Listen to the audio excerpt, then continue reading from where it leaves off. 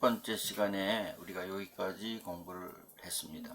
다시 지역사회를 설명하는 이론들이에요. 그래서 이제 보면 지역사회 상실 이론이라는 것이 있습니다. 1차 집단 해체, 공동체 쇠퇴, 산업화, 도시화로 인하여 복잡한 도시에서 비인간적인 사회관계의 발전 등으로 이상적으로 생각하는 전통적인 지역사회가 상실되었다고 보는 그러한 이론이에요. 상실이론. 제가 전번에 상실이론에 대해서 설명한 바가 있습니다.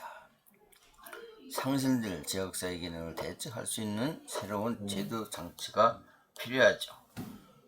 그렇기 때문에 우리가 지역사회 복지론을 공부하고 우리 사회복지사는 케이스워크라고 해서 1대1의 케이스워크 업무를 수행해야 돼요. 그 다음에 집단 그룹워크, GROUP 그룹 두 사람의 이상의 집단들도 그 집단이 잘 되도록 사회복지사가 기능적인 것 아니면은 그 사정을 해서 조사를 해서 그 집단을 케어를 해야 되는 그런 업무도 있고, 세 번째로 지역사회 공동체 업무가 바로 지역사회 복지론에 속하는 것입니다. 그래서 어떻게 보면 사회복지사는 다양한 그 우리 사회에서 꼭 필요한 업무를 수행하고 있다고 보겠습니다. 그 영역이 점점 넓어져요. 지역사회가 변하잖아요. 지금은 다문화 시대가 됐죠. 다문화 시대. 그리고 또 핵가족 시대가 됐어요. 또 그러다 보니까 가정에 문제들이 많죠. 문제들이 많고 이혼도 많고 빈곤도 있고 또 다문화들이 우리나라에 와서 그 접하는 데 있어서 문화적인 것 여러 가지 갈등으로 인해서 어려움을 겪고 있고, 자녀들은 또 그 우리나라의 언어를 못하기 때문에 학교 가도 그냥 적응하지 못하는 일들이 많이 있다고 그래요. 이런 것들도 어떻게 보면 우리가 지역사회 사회복지사가 해결해야 할 그러한 문제라고 보겠습니다. 그래서 지역사회 복지론. 그 다음에 중요한 것은 또 가족복지론이 또 중요하게 여겨요. 이렇게 한 사회의 가족이라는 건 사회 기초단체잖아요. 기초단체가 잘 돼야만이 지역사회가 잘 되고, 지역사회가 잘 돼야만 나라 전체가 잘 되는 거와 그렇게 돼 있죠. 그렇기 때문에 케이스워크, 그룹워크, 지역사회, 패밀리워크, 또 다문화 워크, 이런 것들이 다 어떻게 보면 지역사회 복지론에 속한다고 보겠습니다. 그래서 이 지역사회가 상실되지 않도록 우리가 그 지역의 기능을 대처할 수 있는 새로운 제도적인 장치가 필요하다, 이런 뜻을 가지고 있습니다. 그 다음에 지역사회 보존 이론이라는 게 있어요. 지역사회 상실 이론에 대한 반론을 등장하고 있다. 도시인들이 전통사회와 비슷한 혈연, 이웃, 친구에 의한 사회적 지지망을 가지고 있다가, 옛날 농경사회에서는 이러한 지지망이 있었죠. 시족사회라든가 아니면은 그 부역이라든가 또 두레, 이런 것들이 있어서 다 함께 공동체적 그 농사일을 했잖아요.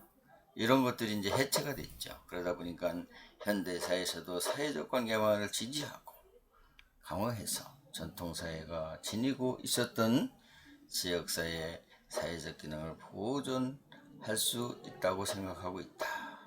그래서 복지국가의 제도적 역할을 축소하고 가족 지역사회가 갖고 있는 상부상조 기능을 강조하는 것이 지역사회 보존 이론이다, 이렇게 보겠습니다. 그 다음에 또 지역사회 개방 이론이에요. 개방. 지역사회의 상실 이론과 보존 이론에 대한 제3의 대안으로 등장한 이론이다.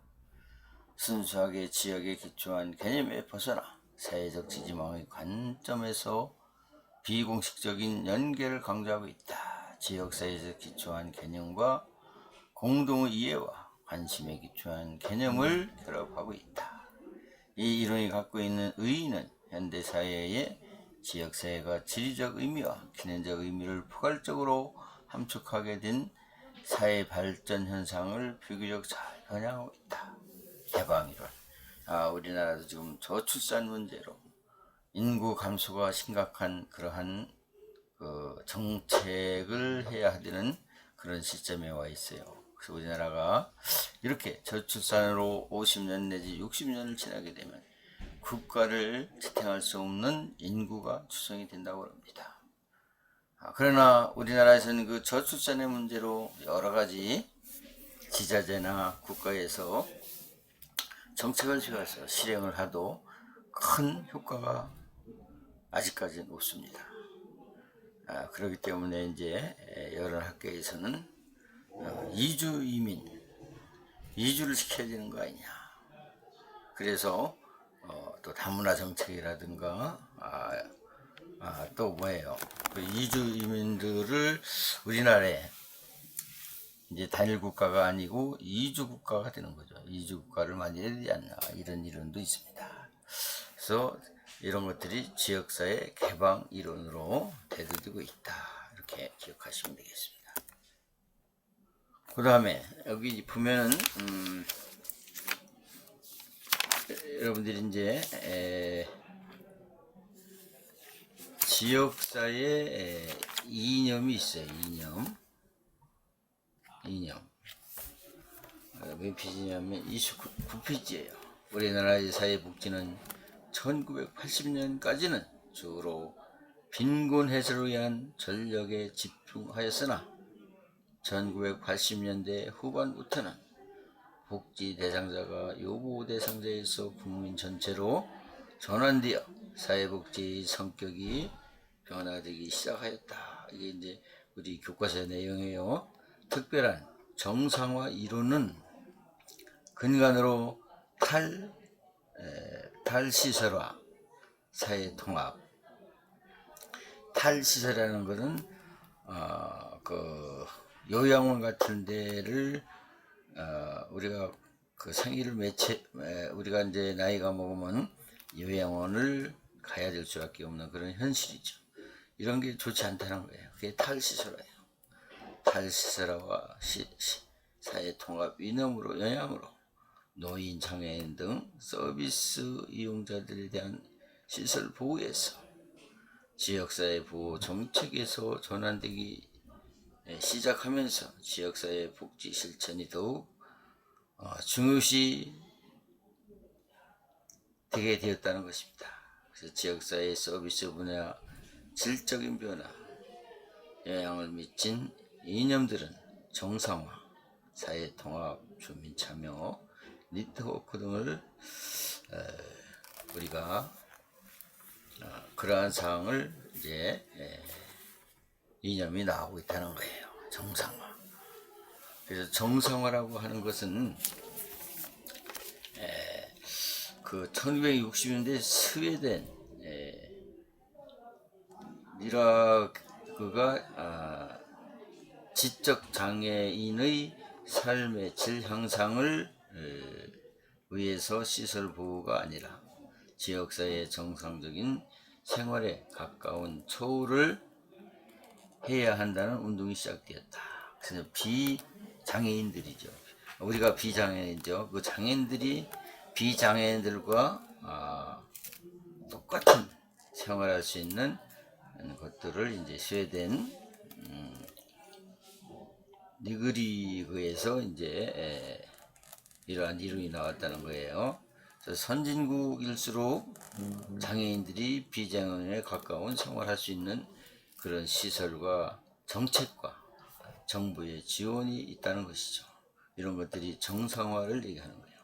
그래서 정상생활이란 특별한 장애나 욕구를 가진 사람들도 지역사회에 분리된 시설이 아니라 일반 사람들처럼 지역사회 안에서 생활할 수 있도록 해야 한다고 하는 그러한 이론이 있죠. 그래서 우리 여기 보면은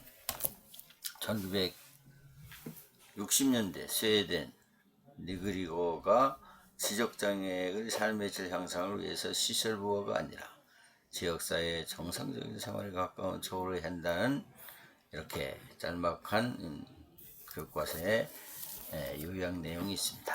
그래서 목적은 왜 그렇게 해야 되는 그러한 목적이에요.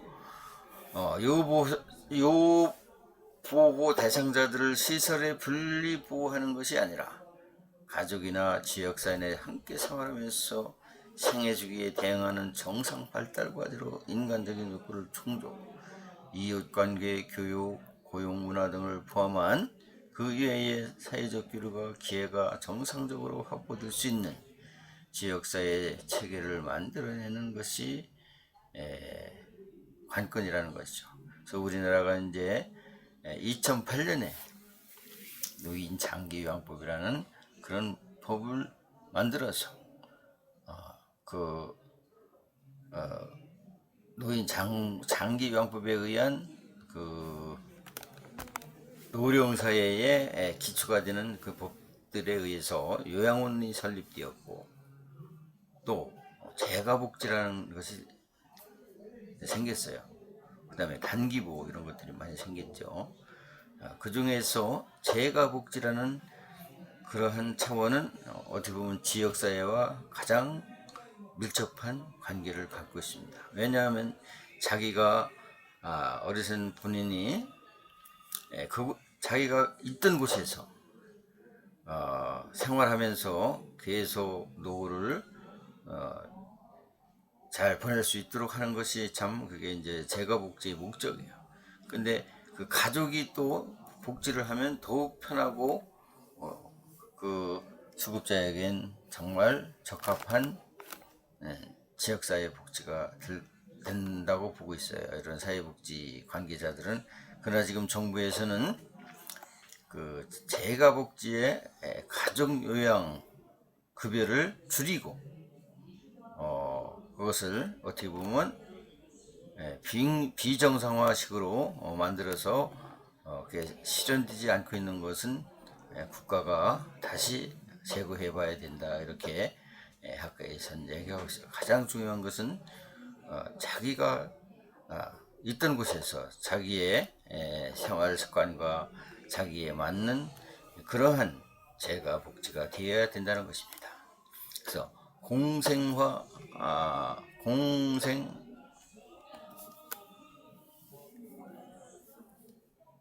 사법이 나네요.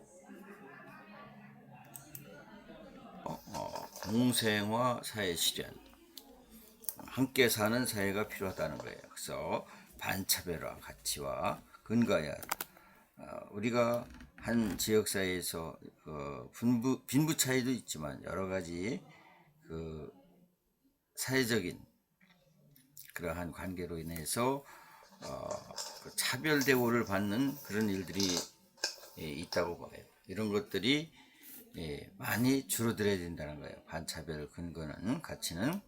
그래서 사회복지 및 관련자 시설 유기적 연계와 통합화되는 이런 것들이 정말 국가에서는 정책을 만들어서 정상화가 될 수 있도록 통합 촉진을 해야 된다는 것을 말하고 있습니다. 이게 정상화예요. 그 다음에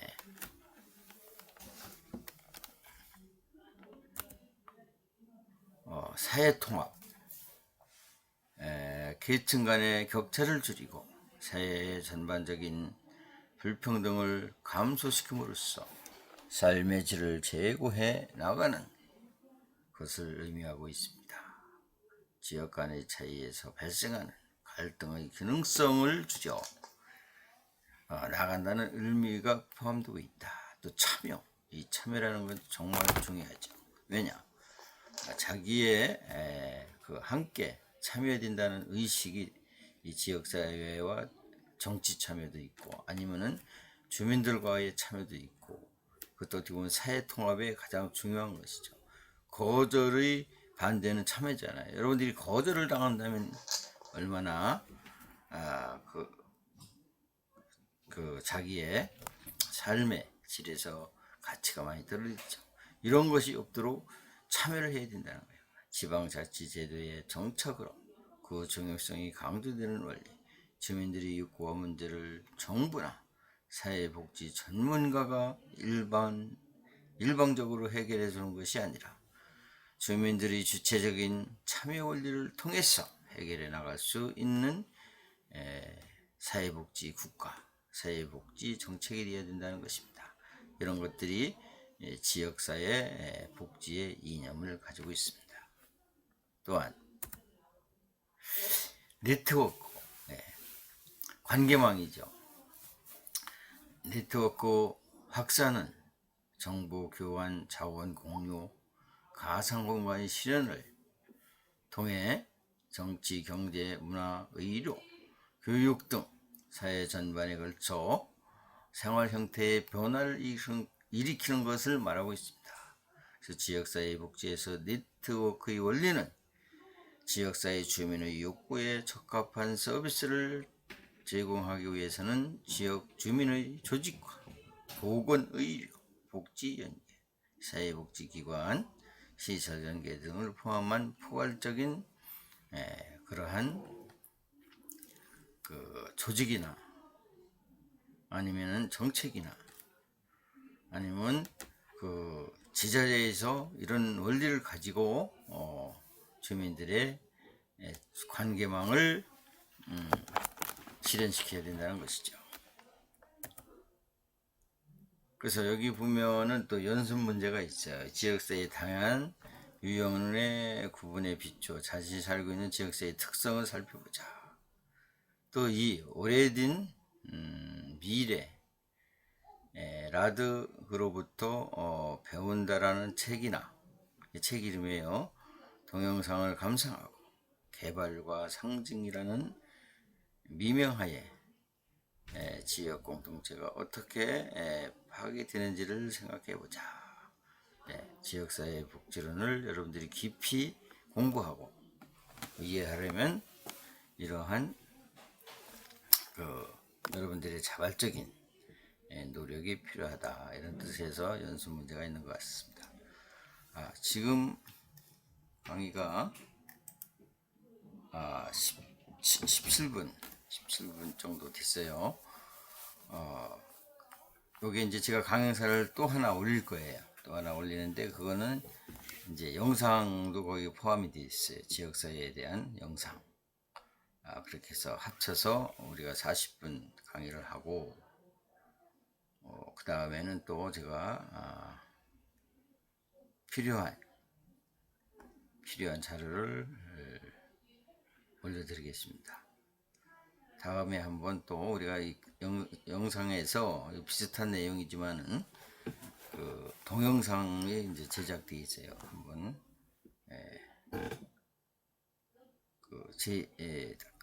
동영상에서 그 강의를 정치하시면 지역사회 정상화가 무엇인가를 확실히 여러분들이 알게 될 것으로 파악됩니다. 수고들 많이 하셨습니다.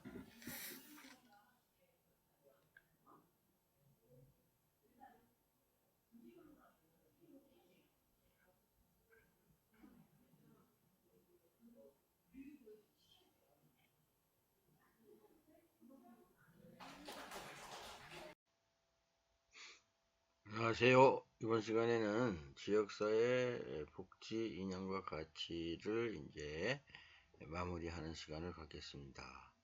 지난번에 정성화에 대해서 설명한 바가 있습니다. 사회의 문제를 이제 다시 정상화시키는 거, 그게 이제 이론적으로 1950년 덴마크에서 정신지차 생활을 가능한 정상적인 생활에 가깝게 추구하기 위해 대두된 이념이라고 그랬죠. 그래서 이제 비장애인과 똑같은 정상화 생활을 할 수 있도록 해주는 것이 정상화이다. 이런 이념을 가지고 있어요. 정상화는 특정한 장애 욕구를 가진 사람도 지역사회에 분리된 시설이나 병원이 아닌 일상적인 삶을 유지할 수 있는 생활 환경과 방식을 지속하는 것. 이러기 위해서는 국가와 사회, 지역사회가 함께 공유하면서 그들을 위해서 무단한 노력이 필요하죠.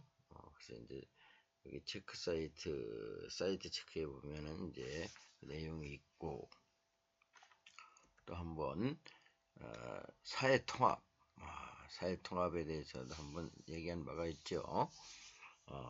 지역사회의 사회통합이란 장애인, 노인, 아동, 유보 대상 일반 주민들과 함께 사회에 나갈 수 있는 조건을 확보하는 것으로 정상화 이념을 실현하기 위한 중요한 원칙이다.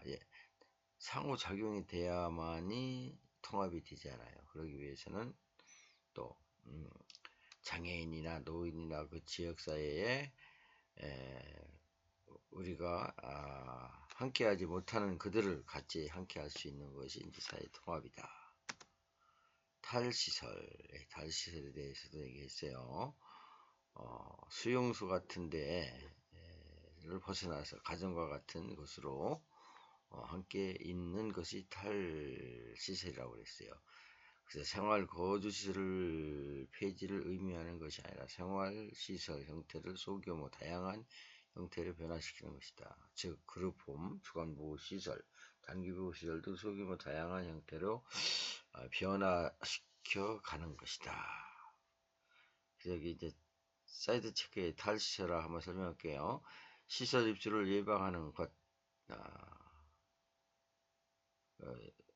우리 인간은 자기가 거주하는 곳, 자기가 가장 익숙한 곳에서 있기를 원하죠.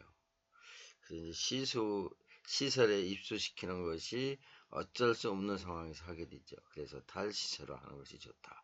지역사회에서 필요한 생활이나 훈련 프로그램을 받아온 거주자를 지역사회로 돌아가게 하는 것. 인간이 시민 권리를 지키는 동시에 가능할 때 언제나 지역사회 생활로 개인의 신속하게 돌아가는 것이 가능하도록 거주 환경을 확립하고 유지하는 것이 세 가지 과정을 포함한다.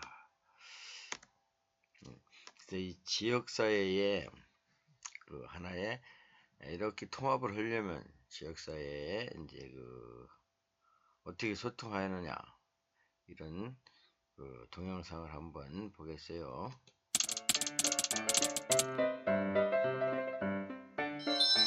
안녕하세요. 경기복지재단 SOS 솔루션을 맡고 있는 사회복지 실천과 교육연구소 이경국 소장입니다.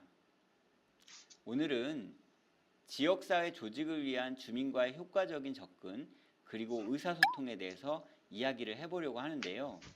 지난번에 지역사회 조직에 대해서 이야기를 했었잖아요. 근데 그때는 이렇게 하는 것이 지역사회 조직이다라고 이야기를 했지만 원론적이었잖아요. 근데 이번에는 지역사회 조직에서 가장 중요한 지역사회 주민과의 의사소통에 대해서 이야기를 좀 나눠보려고 합니다. 여러분들과 함께 지역사회 조직을 위한 주민과의 효과적인 접근 그리고 의사소통에 대해서 알아보도록 하겠습니다. 기대하셔도 좋습니다. 자, 첫 번째는요. 개방적인 태도를 취하셔야 될 필요가 있습니다. 지역사회가 우리가 무엇을 하는지에 대해서 알고 있을까요? 사실은 잘 모르거든요.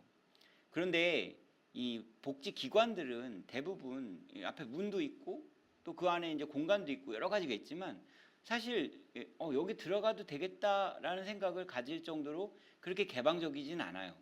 그리고 우리가 홈페이지라든가 뭐 SNS라든가 이런 곳에다가 줄기차게 우리가 하는 일들에 대해서 이야기를 좀 하고는 있지만 사실은 지역사회 주민들 입장에서는 그것이 정확하게 무엇인지를 명확하게 알지 못하죠.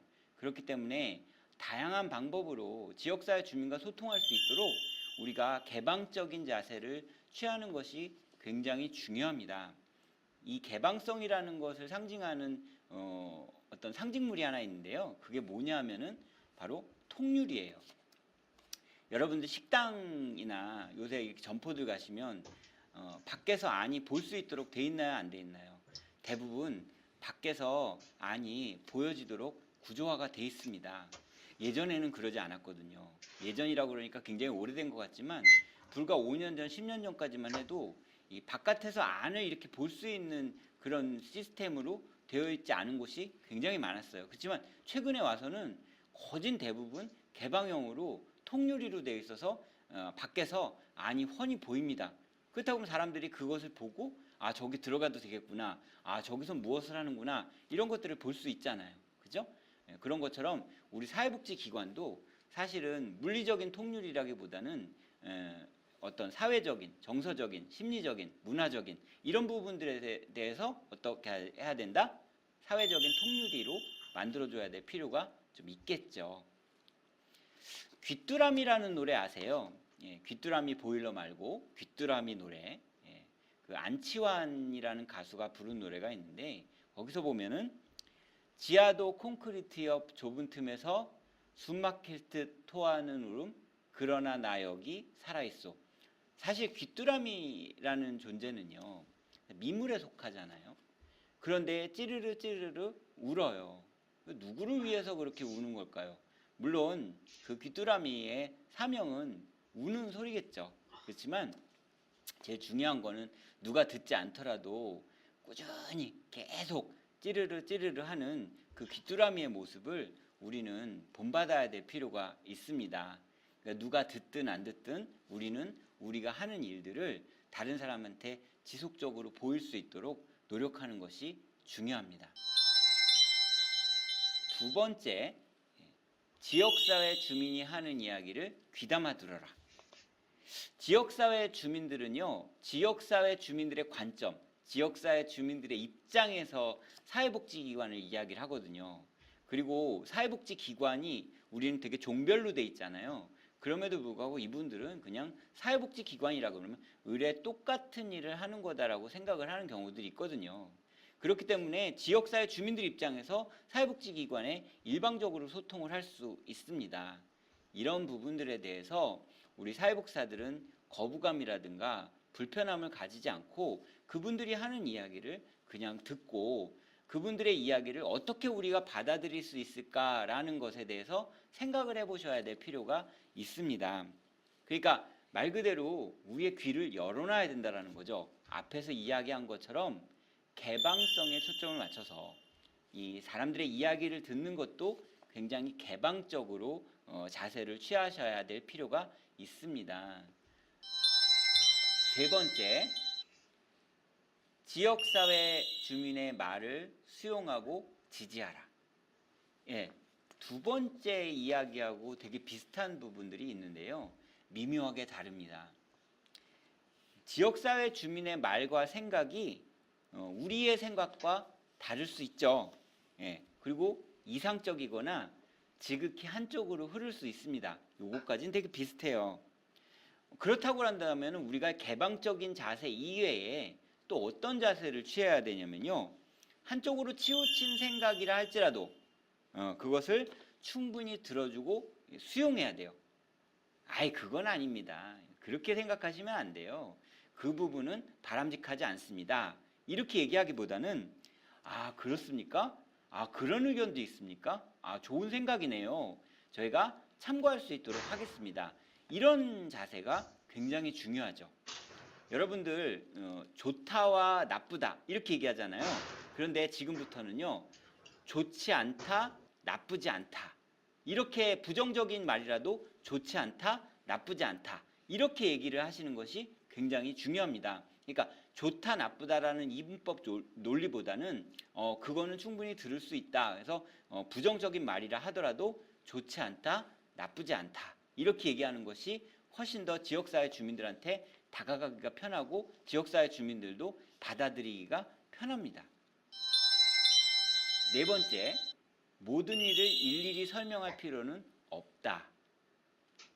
지역사회 주민들에게 우리가 하는 모든 일을 일일이 설명할 필요는 없습니다. 우리가 자주 실수하는 게 뭐냐면은 우리는 사회복지사, 당신은 지역사회 주민 이렇게 얘기하는데요. 우리도 지역사회 주민이거든요. 그러니까 우리가 사회복지사이기 이전에 지역사회 주민이고 지역사회 주민들도 지역사회 주민이니까 우리는 그냥 한 공동체 안에서 생활하는데 그 안에서 우리가 할 수 있는 일을 하는 거라고 생각을 하시면 좋을 것 같거든요.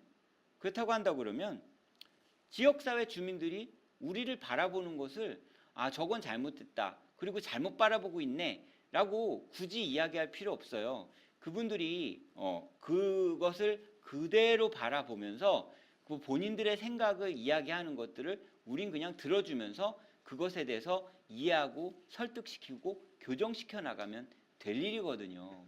그렇기 때문에 요건 요래서 이렇습니다. 저건 저래서 그렇습니다. 계속 이렇게 얘기하면 뭐 들어줄 사람도 없고요. 그것에 대해서 그렇게 얘기한다고 해서 그분들이 그걸 또 쉽게 받아들이지 않아요. 그러니까 아주 자연스럽게 우리가 자연스럽게 그런 것들을 아주 장시간 동안 설득시키고 이해해 나가셔야 될 필요가 있습니다. 이 지역사회 조직은요 사실 원천적으로 불가해요. 왜냐하면은 우리가 지역사회 조직을 해낸다고 한다고 그러면은 그 사람들이 그 안에서 고정되어 있어야 되잖아요. 근데 돌아가시는 분도 있고 태어나시는 아기도 있고 또 이사 가는 사람도 있고 이사 오는 사람도 있고 그 세대가 바뀔 수도 있고 이렇기 때문에 지역사회 조직이 지속적으로 이루어지지는 않습니다. 그렇기 때문에 우리는 장시간 동안 그냥 마음 편안하게 가지고 지역사회 주민들과 소통하면서 우리를 이해시키면 되는 거예요. 예, 우리가 어떻게 1부터 100까지 다 설명을 할 수 있습니까? 그렇게 하면 스트레스 받아서 못 삽니다. 5번째, 먼저 제안하게 하라. 사회복지사가요, 클라이언트가 원하는 일에 대해서만 개입을 하는 것이 원칙이라는 생각을 하셔야 돼요. 클라이언트가 원하지 않는 것을 우리가 개입을 하면 클라이언트는 굉장히 그것을 불쾌하게 느낍니다. 그렇기 때문에 우리는 클라이언트가 원하는 것에 대해서만 개입을 해야 되는 것을 원칙으로 해야죠. 지역사회 조직도 마찬가지예요. 지역사회 주민들은 생각도 하나도 안 하고 있는데 막 우리가 가가지고 막 이거 해야 돼요, 저거 해야 돼요, 막 이렇게 얘기하면 물론 우리의 어떤 능력이나 카리스마로 그런 부분들을 설득시키고 이해시킬 수 있는 부분이 있어요. 그렇지만 그게 오래 가지는 못합니다. 동의되어진 것이라 하더라도 그것이 지역 주민들 입장에서 이걸 필요하다라고 느끼기 전에는 굉장히 힘듭니다. 그런 부분들이. 그렇기 때문에 지역사회 주민들이 필요를 느끼게 하고 그 필요로 느끼게 한 것을 먼저 제안하게 하는 것이 지역사회 주민들의 조직 활동에 굉장히 유리하게 적용이 됩니다. 그렇기 때문에 여러분들 사회복지사가 먼저 제안하는 것보다는 지역사회 주민들이 먼저 제안할 수 있도록 만들어주는 것이 굉장히 중요합니다. 그러니까 우리는 어떻게 해야 돼요? 이런 거 해보시는 게 어떠세요? 자, 이거는 어떻게 생각하세요? 우리 이렇게 다가가고 지역사회 주민들은 우리가 이렇게 지역사회에서 있다가 보니까 이런 부분들은 좀 고쳐야 될 것 같아. 이것에 대해서 어떤 방법이 있지? 라고 이야기할 수 있게 그렇게 분위기를 조성해 주는 것이 굉장히 중요하죠. 그러려면 어떻게 해야 돼요? 앞에서도 얘기했지만 개방적인 태도를 취하셔야 될 필요가 있습니다. 지역사회 주민들이 우리를 바라볼 때 말하기 싫은 사람, 힘든 사람 이렇게 생각을 하면은 이 의사소통은 되지 않겠죠. 자, 이제 마지막 이야기로 6번째 이야기를 해보도록 하겠습니다. 6번째 주제는요. 생각을 나누고 원칙을 바탕으로 당당하게 토론하라. 생각을 나누고 원칙을 바탕으로 당당하게 토론하라. 제가 왜 2번이나 얘기를 했을까요? 되게 중요한 이야기니까 2번이나 이야기를 했겠죠.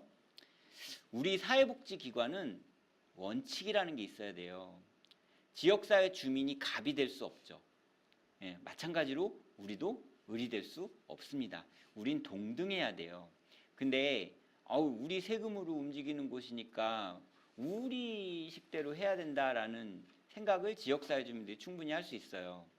그 다음에 그 기관에 소속된 사회복지사들이나 이런 사람들이 외부 지역사회 주민들이 봤을 때는 뭐 쟤네들이 전문가야 뭐 이렇게 얘기하거나 아니면 아예 뭐 내 말 한마디면은 저 사람들 그 말 다 듣는다니까 뭐 이런 것들에 대한 우월의식, 뭐 권위의식 이런 것들이 좀 있을 수 있다라는 거죠. 그런데 우리는 이런 것을 굉장히 두려워해요. 그리고 그분들의 영향력을 무시할 수는 없죠. 그럼에도 불구하고 우리는 공적 기관이잖아요. 공적 기관이라는 것보다 지역사회의 이익을 위해서, 그리고 지역사회 주민들을 위해서 열심히 뛰어다니는 공적 기관이란 말이에요. 그렇기 때문에 우리도 우리 나름대로의 권위라는 것을 가지고 있어야 할 필요가 있습니다. 그 권위를 이야기하는 것이 바로 원칙이에요. 그래서 사회복지사든 사회복지기관이든 나름대로 지역사회 주민들이 어떻게 할 수 없는, 지역사회 주민들이 약간의 권위를 느낄 수 있는 그런 원칙 같은 것들을 하나를 가지고 계셔야 될 필요가 있다라는 얘기입니다. 지역사회 주민들의 이야기를 다 들어줄 필요는 없어요. 오해하지 마시고요. 예, 지역사회 주민들의 이야기를 다 들어드릴 필요는 없어요. 왜냐하면은 그 지역사회 주민들이 이야기하는 모든 것들이 다 옳지는 않거든요. 그럴 때 우리의 기준이나 원칙 같은 것 하나 정도를 가지고 있으면 그런 것들을 받아들이고 받아들이지 않는 것에 대한 어떤 구분점은 충분히 될 수 있겠죠. 제일 중요한 거는 지역사회 주민들과 끊임없이 소통을 하면서 이야기를 나누고 원칙을 바탕으로 당당하게 토론을 하셔야 돼요. 누누이 말씀을 드리지만 지역사회 주민과 우리는 어느 쪽이 위고 어느 쪽이 아래고 그런 거 없습니다. 다 똑같은 위치에서 이야기를 하는 거고요.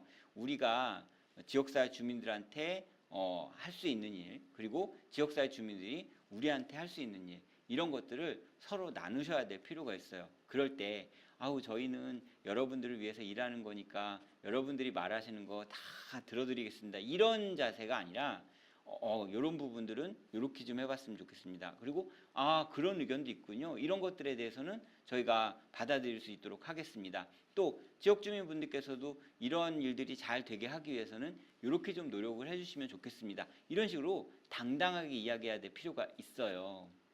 저는 이제 1년차 사회복지사고 제가 뭘 안다고 그러겠습니까? 라고 얘기를 하는 건 바람직하지 않습니다. 내가 연차가 어떻게 됐든지 간에 내가 사회복지사의 옷을 입고, 그리고 사회복지사가 아니라 하더라도 지역사회 주민들과 소통할 때는 지역사회 주민들 입장에서, 그리고 지역사회 주민의 관점으로, 왜? 우리도 지역사회 주민이니까 그런 부분들을 생각하시면서 그냥 편안하게 하시면 지역사회 주민들과 소통은 됩니다. 자, 여러분들 이렇게 해서 지역사회 조직을 위한 주민과의 효과적인 접근, 그리고 의사소통에 대한 6가지 방법에 대해서 이야기를 해보았습니다. 어떠셨어요? 좀 이해하기 쉬우셨나요? 이 지역사회는요, 구분되어 있는 것이 있고 구분되어 있지 않은 것이 있어요. 지금은 온라인에서도 지역사회가 만들어질 수 있잖아요. 예, 똑같은 목적을 가지고 그것을 향해서 목적을 취하기 위해서 달려나가는, 그리고 이 공동체 안에서 함께 생활해 나가는 모든 지리적, 심리적, 사회적 영역에 있는 모든 것을 지역사회라고 이야기하는 거예요. 그렇기 때문에 우리 사회복지사는 어떤 정형화된 틀이라든가 이런 부분에서 벗어나서 개방적인 자세를 취하시는 것이 훨씬 더 바람직하다라는 걸 끝으로 말씀드립니다. 경기복지재단 SOS 솔루션 지역사회 조직을 위한 주민과의 효과적인 접근, 그리고 의사소통, 이것으로 마치도록 하겠습니다. 고맙습니다. 네, 경기 복지재단의 하나의 그 내용을 잘 들으셨죠? 그래서 이제 지역사회 이념과 가치는 여러분들이 이제 거의 마무리 하려고 하는데, 이제 네트워크를 통해서도 이렇게 통합을 할 수가 있다. 근데 이타주의, 자선, 전통. 이타주의는 뭐예요? 타인에 대한 조건 없이 도움을 주는 인간 행위를 타인에 대한 배려죠. 이타주의. 우리나라가 이타주의가 좀 약간 약하죠. 남을 도와주고자 하는 조건 없는 순수한 마음이에요. 자선은 개인이 도덕적인 의무감이나 자신의 지위에 따라 책임감, 자기 자신이 만족감을 위해 남을 도와주는 개인적인 부분이에요. 또 전통은 오랜 기간 동안 관습으로부터 오는 행동 기초하며 지역사회에 아프거나 불우한 이웃을 서로 돕고 어렵거나 즐거운 일이 있을 때 이를 공유하는 것을 이제 우리나라의 하나 미덕 전통이라고 하겠어요. 그 다음에 의무. 전통사회에서 노부모, 부양과 자녀에 대한 양육과 교육 책임을 개인이 가졌지만 현대사회 노인과 자녀에 대한 책임, 의무가 개인에게만 있는 것이 아니라 국가에도 있음. 따라서 의무는 시대적 상황에 따라 달라질 수 있고 전통은 장소에 따라 달라질 수 있다. 상호성, 자선활동이나 이타주의 다른 교환적인 개념을 가지고 상호간의 이기적인 인간의 속성을 관념으로 접근하여 바라보는 개념이다. 대표적인 예로 한국의 장기요양 보험 형태인 독일을 라해 베리테이션 보험과 비슷한 것이다. 상호성. 네. 그래서 여기까지 이제 사회복지의 이념과 가치에 대해서 공부를 마치겠습니다. 네, 수고들 많이 하셨고 이 내용도 함께 우리가 공유해서 조별로 발표회 같은 것을 가져보기로 하겠습니다. 감사합니다.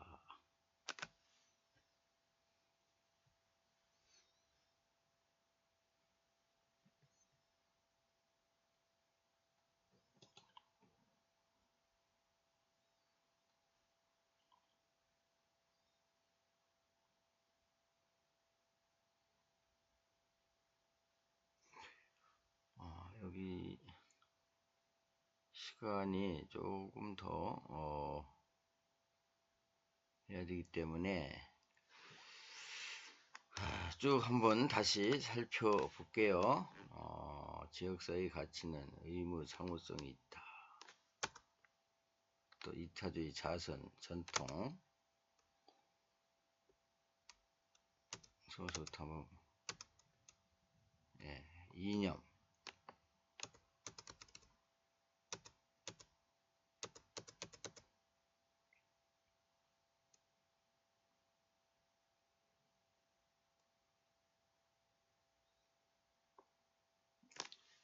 지역사회의 기능에 있어서는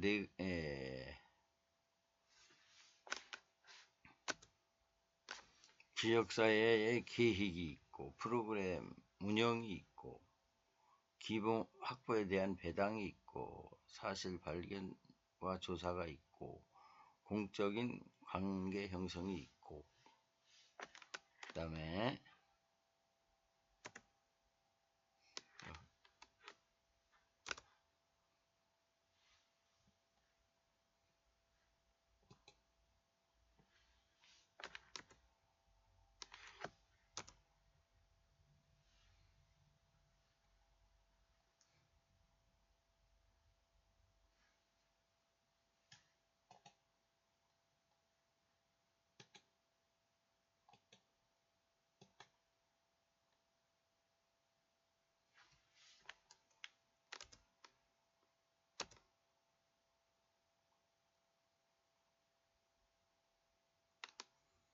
지역사회의 복지 실천 이거 중요하죠. 목적 왜 지역사회에 실천하는 데 있어서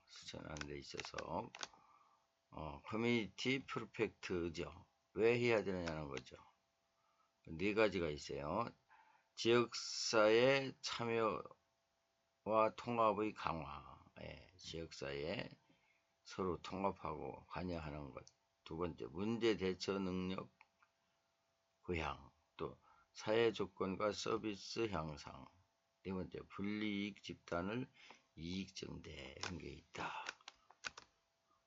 그 다음에 여기 보면은 리바일 하는 거예요. 지역사회 보면은 이제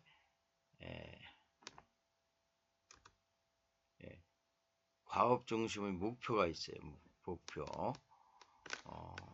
일을 하는데 그냥 무조건 하는 게 아니라 목표를 가지고 해야 되죠. 지역사회 강구한 욕구를 충족하고 욕구와 자원 간의 조정과 균형 도모, 또 이것이 지역사회의 특정 욕구를 충족시키거나 특정 문제를 해결하기 위해서는 구체적인 과업 완수에 역점을 두는 것, 그렇게 돼 있어요. 그 다음에